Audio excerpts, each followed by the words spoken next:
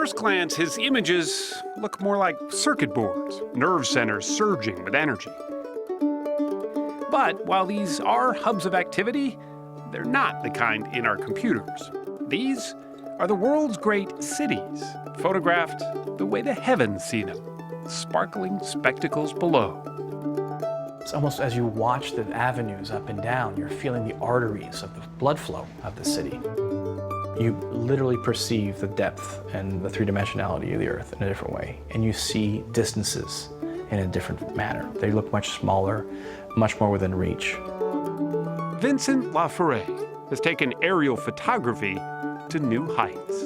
His images have transformed the spaghetti bowls of LA's freeways, the glittering strip of Sin City, Las Vegas, and made London's Big Ben look more like a big jewel. It was almost an outer-body experience because it's just so beautiful from up there. They're just a few of his godlike glimpses that he's publishing in a new book, fittingly called Air. Since I was 13 years old, like everyone else, I look out of the windows of a commercial aircraft and I'm fascinated by it. I see every little intersection, the police cars, the stadiums, and you wonder what's going on down there. You can see this incredible diorama of activity.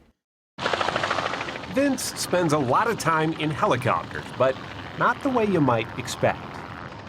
He doesn't just hover a few hundred feet above, as you do in most choppers.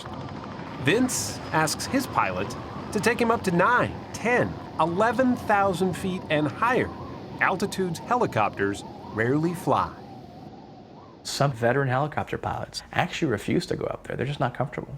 The first time I went up, it was scary because I'd never been that high in an open window or door in a harness, leaning out, and you see planes going right underneath you. Your heart skips a beat.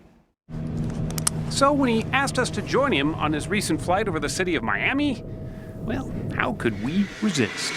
It's the best seat in the house. You got it. We took off just before sunset and headed east toward Miami Beach. November 630, Tango X-ray, report. With a brief stop, hovering over a couple in a pool.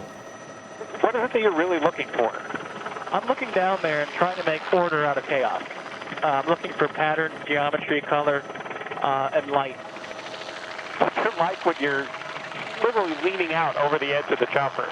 You forget about it after a while. You're so focused on getting that image. Do you ever think about the fall? The only time I thought about it was at high altitude over New York. That's when a physicist explained to him that a fall from that high up could last a terrifying 41 seconds. That's how long the fall would be. Yeah, and I was like, thanks for telling me, now I know. Too long. Way too long. All right, let's go towards outside looking west. Okay, you got it. Once it got dark, we started going higher. Now, helicopters can be like flying blenders. They vibrate wildly. And Vince has to try to hold the camera steady while shooting at very low shutter speeds, often as the chopper goes into steep banking turns. I'll get you over top of the hole in a second here. Coming in, perfect. Beautiful. Oh, elevator shit. The hot Florida air got cool and crisp as we climbed even more, until we were at about 8,000 feet. Nothing between us and downtown Miami except air. As a photographer, as a visual communicator, you try to find images no one's seen before. That's your goal. And that's a pretty tall order in 2015 when everyone has a camera on their phone. Laforet is used to breaking ground, although he's usually on the ground to do it. Back in 2008, he was one of the first to shoot video on a 35mm digital camera. His mini-movie, called Reverie, was something few had ever seen, certainly not from what most considered basically a still camera. But that's just him. Ever since he was a child, something about the visual just clicked.